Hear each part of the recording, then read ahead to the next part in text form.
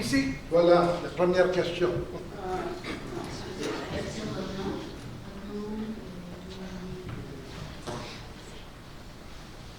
Salut à tous et à toutes. Mon nom est John Spen Saint-Sauveur. Je présente Prières sans frontières. Je vis à Montréal. J'apprécie la contribution de chaque intervenant. C'était de brillant exposé et je vous félicite.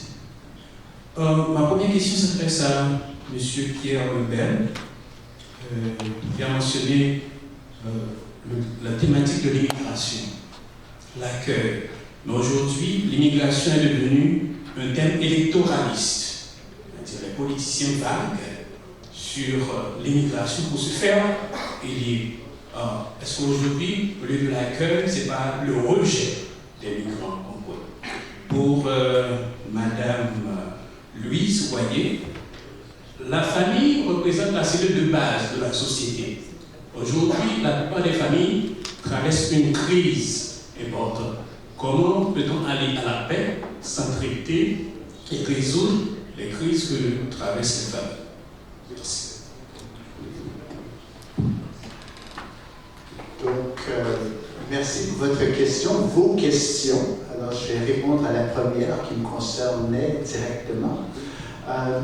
Oui, la société, donc en termes de terre d'accueil, Québec-Canada, jusqu'à récemment, donc au cours des dernières décennies, le Canada a reçu et accueilli de nombreuses personnes issues de l'immigration. Déjà à partir des années 70, c'est l'histoire du Canada de toute façon.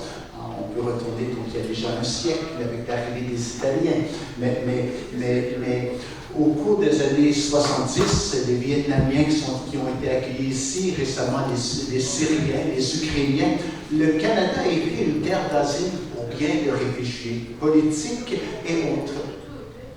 Et au cours des 2-3 dernières années, en effet, il y a des changements au niveau de la politique canadienne et québécoise qui sont pour moi troublants. Et vous avez utilisé le mot rejet. Est-ce que c'est un rejet de l'immigrant? Je crois qu'il y a définitivement un rejet, je dirais, par le gouvernement actuel dans sa pratique et donc du Québec. Et puis le Canada semble glisser dans cette direction aussi. On ferme de plus en plus les portes du Canada. Et il me semble que pour moi, donc, on a un grand pays, il y a toutes les raisons sont déjà aussi exprimées par toutes sortes de groupes de pouvoir accueillir et recevoir les gens parmi nous. Mais on nourrit l'idée que l'étranger est une menace à notre identité culturelle, est une menace pour nos emplois, menace pour le logement. Je crois qu'il faut qu'on dépasse largement cette attitude et cette crainte, cette peur. Donc on nourrit la peur de l'autre, de l'étranger, et tout de suite ça éveille, qu'est-ce que j'ai dit tantôt? La suspicion et la méfiance, qui sont contraires à l'esprit d'accueil. Alors, bien sûr, je crois qu'il nous faut chercher, autant qu'on le peut, en tant que citoyen, en tant qu'Église, en tant qu'organisme communautaire, on doit chercher des moyens d'avoir une voix politique. C'est un domaine dans lequel on doit s'investir. On doit pouvoir énoncer et contribuer à un changement de mentalité afin d'ouvrir nos portes. Le Canada est un pays riche, le Québec aussi. L'espace, c'est pas ça qui nous manque. Les ressources, les richesses, c'est une question de gestion, mais avant tout, c'est une question spirituelle et morale, humaine, accueillir l'étranger parmi nous, qui vient enrichir l'autre vient enrichir ma culture. J'aime souligner comment que dans mon bureau, autrefois, dans le plateau Mont-Royal, à l'intérieur de 500 mètres de mon bureau, j'avais accès à des restaurants peut-être d'une centaine de différentes nationalités. Je pouvais aller déjeuner chez les Italiens, souper chez les Afghans, puis dîner chez les Vietnamiens. Je faisais le tour du monde dans une seule journée. Bien, les immigrants sont venus et nous ont offert le meilleur de leur propre culture, ce dont ils mangent eux-mêmes. Ils nous invitent à venir dans leur restaurant pour goûter leur culture. Est-ce qu'on a été enrichis au Québec par les restaurants des différentes nationalités? En fait, oui. Je dirais que j'ai toujours dit à mes amis québécois que la fameuse poutine est totalement inadéquate pour nous représenter. Alors, merci les immigrants de nous avoir montré comment bien manger. Merci.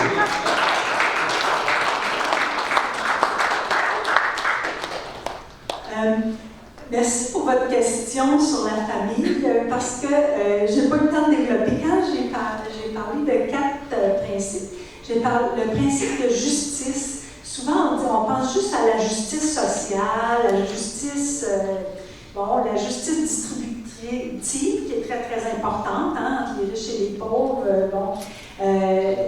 Mais la justice dont Jean 23 parle dans son encyclique, c'est une justice qui est, quand on parle des gens justes dans la Bible, c'est ceux qui sont ajustés à la volonté de Dieu.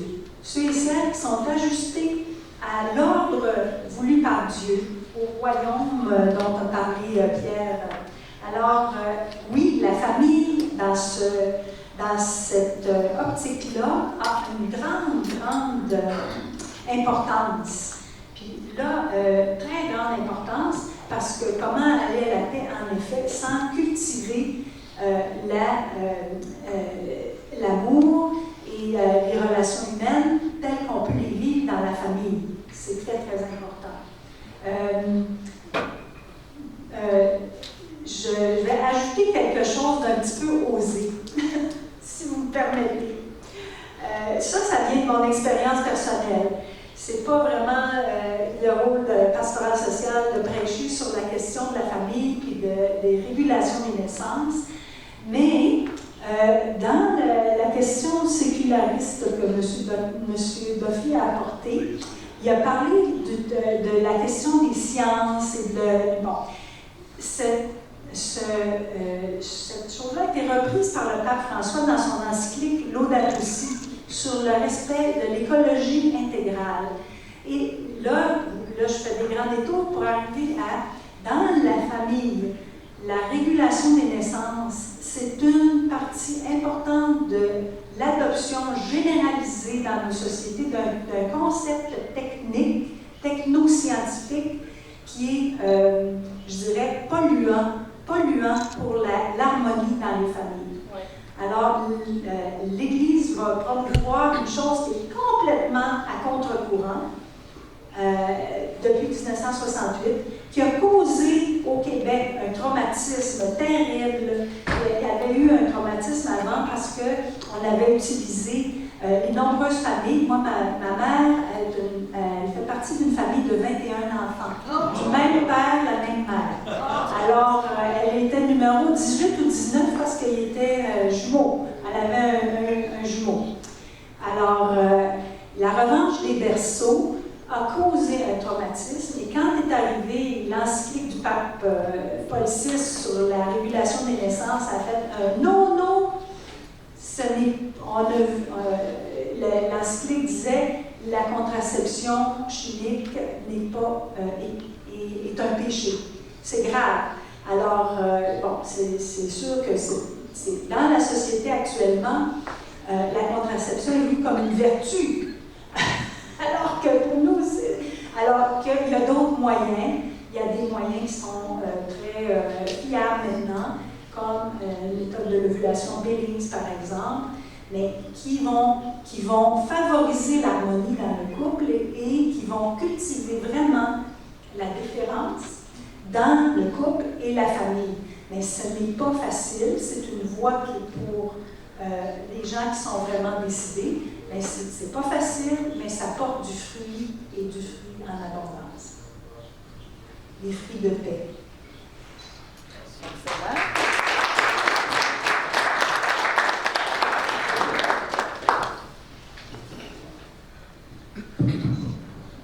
Bonjour, mon nom c'est Gassan Assio. Moi, je viens du Liban et je suis là seulement depuis 40 ans. Père de 3 enfants, grand-papa aussi de 7 petits-enfants. Ma question, c'est pour vous 3. Ça fait plusieurs années que j'ai vraiment beaucoup de difficultés à fêter Noël parce que moi je suis croyant, je suis chrétien et très croyant aussi, mais ça fait 2000 ans que Jésus est venu pour nous annoncer la paix et nous donner un chemin pour fraterniser avec nos frères dans le monde. Mais ça fait vraiment des années que j'ai des difficultés à souhaiter joyeux Noël, que la paix règne sur nous. Je vous souhaite la paix, la joie à Noël. Alors, je me demande, c'est quoi maintenant, comment on doit ressentir cette paix et comment on peut la partager avec les autres, avec tous les événements, avec tout ce qui se passe dans le monde. Alors, merci pour votre question. Comment apporter ce message de paix à tout le monde, au-delà juste de la fête de Noël? Donc, l'incarnation, ce qu'on a dans la fête de Noël, c'est la notion de l'incarnation, Dieu devenu homme pour habiter parmi nous et s'engager dans la société pleinement pour y apporter guérison, nourriture, etc. L'incarnation signifie, c'est ça dont on parle depuis le début, notre présence au monde. Et on parle de l'inhabitation du Christ en nous, au plus profond de nous, pendant qu'on se rend présent et qu'on habite notre monde aujourd'hui. Célébrer Noël, en quelque sorte, les traditions religieuses qu'on a célébrées pendant des générations, souvent, donc parce que c'était une dimension intégrée de la société, mais sans nécessairement une réflexion approfondie sur ce que ça signifiait dans le quotidien. J'ai grandi donc au sein de l'Église, puis bien sûr, j'ai eu du plaisir à célébrer Noël, les cadeaux, la fête, les vacances depuis mon enfance. Mais en termes d'une réflexion profonde sur ce qu'était le sens de l'incarnation et de la présence de Dieu dans le monde, ça a été manquant dans mon éducation religieuse quand j'étais enfant. Et puis je me souviens de moments où j'étais sensible, 8-9 ans, j'avais une certaine sensibilité à la présence de Dieu et personne dans l'Église qui pouvait me l'interpréter, m'amener plus loin.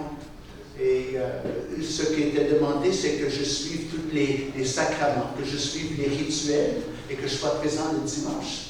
Mais en termes de nourrir mon âme, une spiritualité, une foi qui devient personnelle, je crois qu'il y a eu une grande absence. Et c'est peut-être là aussi la difficulté, puis ça définitivement, ça a été une des raisons, je crois, donc, pour la venue de la sécularisation.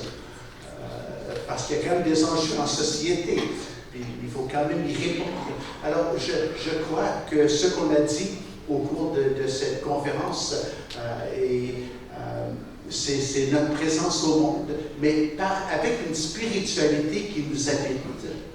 Puis ça, c'est chacune d'entre nous. Ce n'est pas une institution, ce ne sont pas nos églises, ce ne sont pas qui vont être les seuls interprètes de notre foi dans le monde, mais c'est la contribution de chacune dans leur quotidien.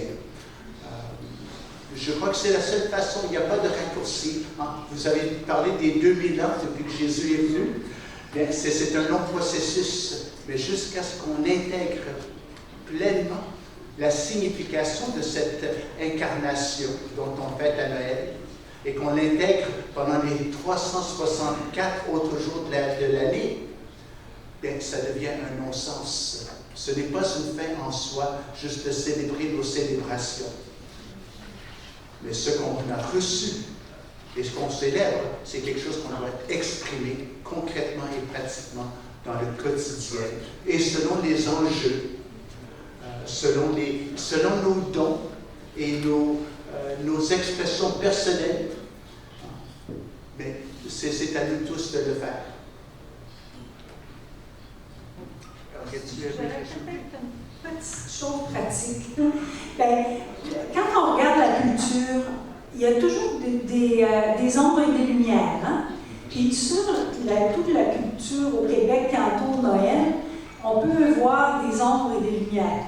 L'ombre, je dirais, c'est le consumérisme échevelé là, qu'on peut peut-être remarquer. Peut-être c'est le frein à quelque chose qui vous freine dans votre...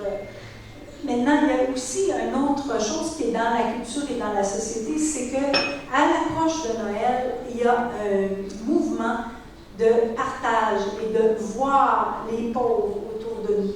On dirait que le reste de l'année, on les voit moins, mais il y a vraiment une grande ouverture à regarder puis à prendre conscience de la pauvreté et d'un sens de solidarité où dire il faut que tout le monde puisse fêter Noël, il faut que tout le monde puisse faire partie de la fête, que tout le monde au moins se sente accueilli. À Côte-des-Neiges, on avait ce qu'il y avait, puis c'est plus maintenant, c'est changé, mais c'était le magasin partage de Noël. Alors, on avait trouvé qu'il y avait puis ça, dans chaque quartier, il y a des initiatives. Alors, ça nous met ensemble dans un contact concret avec les personnes en situation de pauvreté. Puis ça, c'est constructeur de paix.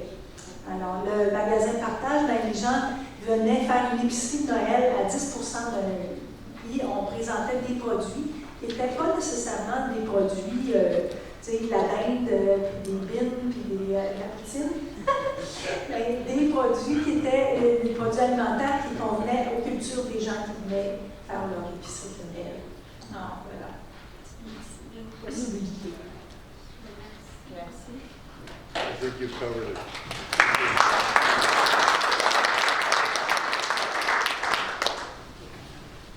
On va y aller avec une dernière question, puis on a déjà dépassé du temps un petit peu, puis peut-être brièvement nos réponses, aller droit au but. Donc, bonjour tout le monde. Donc, je suis le pasteur Didier de l'Église du Seigneur Jésus-Christ et j'ai une question adressée aux différents intervenants. Bon, c'est juste une question information. C'est aussi une information et aussi ça concerne aussi à toutes les personnes qui sont dans la salle. Et en fait, c'est par rapport à la Fédération pour la paix universelle. Nous cherchons tous une paix universelle, mais je crois que quand Dieu est là, normalement il doit avoir la paix. Mais s'il n'y a pas de paix, ça veut dire qu'il y a quelque chose que nous avons tous oublié, Dieu lui-même, qu'on ne consulte pas. Aujourd'hui, si nous avons des livres saints comme la Bible, comme le Coran, comme tous les grands livres saints que nous connaissons, c'est parce qu'à un moment donné de l'histoire du monde, Dieu a parlé par des prophètes, par des personnes, Dieu a parlé, et à partir de là, il y a eu ces différents livres saints. Mais aujourd'hui, Dieu qui est vivant, il est là, il voit tout ce qui se passe, mais nous, on ne le consulte pas, on ne consulte pas Dieu, parce que Dieu parle toujours par un homme qu'on appelle prophète. Donc, je ne sais pas si vous êtes au courant, et c'est juste aussi une information pour vous qu'à l'état actuel, il y a un prophète vivant sur la terre. Et ce prophète s'appelle Kakou Philippe, mais je vois qu'on ne le consulte pas, alors qu'il a reçu un message pour les réalités de notre temps. Et ce message, je crois qu'on devrait aussi consulter ce message afin de connaître la volonté de Dieu pour notre génération et que la paix universelle que nous cherchons, on puisse la voir. Donc, je voudrais juste demander à nos intervenants, est-ce qu'ils ont l'information qu'il y a un prophète comme le prophète qui sont déjà passés, et s'ils n'ont pas cette information, c'est juste aussi pour informer les différents intervenants. Merci. Merci.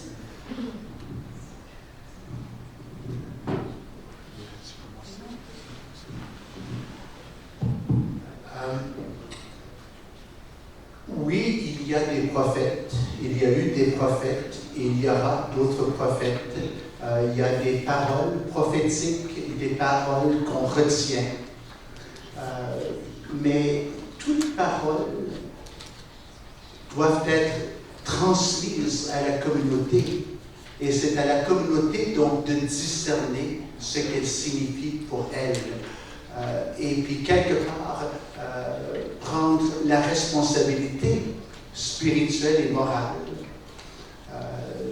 de s'engager selon ce qu'elle ou il a compris. Je crois qu'il y a toujours le danger. Ah, on a un prophète, alors on va tous garder silence pour uniquement entendre le prophète. Et quelque part, pour moi, il y a un déséquilibre. Toutes paroles doivent être discernées. C'est une responsabilité collective de voir quel est le sens de ce qui a été dit par tel et tel prophète et comment ça répond et que ça concorde avec la parole divine, donc la parole qui nous a été donnée. Donc, il y a une responsabilité. Donc, l'idée d'un prophète, c'est que quelque part, on a aussi à tendre l'oreille pour entendre le prophète, mais ce qu'on entend du prophète doit être aussi filtré par l'esprit afin de pouvoir faire la part des choses. Parce qu'il peut avoir aussi le culte du prophète qui devient donc problématique. Je ne vais pas élaborer davantage. Donc, je crois que ce n'est pas que la voix du prophète qui est importante et dans la société, mais c'est comment que la société en général entend et comprend que quelque part, j'ai parlé de tissu social tantôt, comment cultiver et nous impliquer concrètement.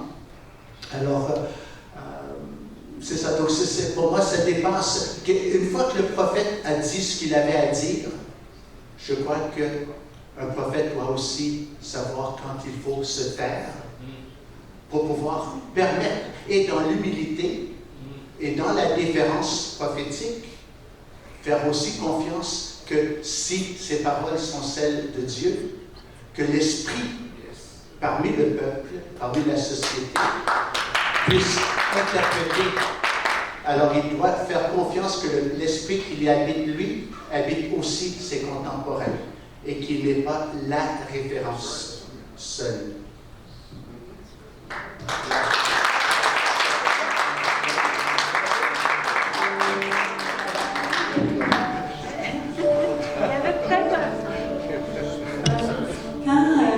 Duffy a parlé, moi j'avais vu une chose qui était intéressante sur la sécularité, je veux dire, parce que si on remonte à l'époque des prophètes, il y a toujours eu entre le prophète et le roi, mais ils étaient de la même religion, mais entre les prophètes et les rois, des fois des divergences. Et là, il y avait tout un travail dans la communauté pour alors prendre les prêtres, prophètes et rois. À la suite de Jésus, on est les trois, mais il y a ce débat-là qui se passe à l'intérieur de nous, de nos sociétés, de nos églises. Just to tap into that, being a prophet in the Old Testament was a very chancy business. Because risky business. You were going up against a king, you're going up against an authority who had the power to cut your neck.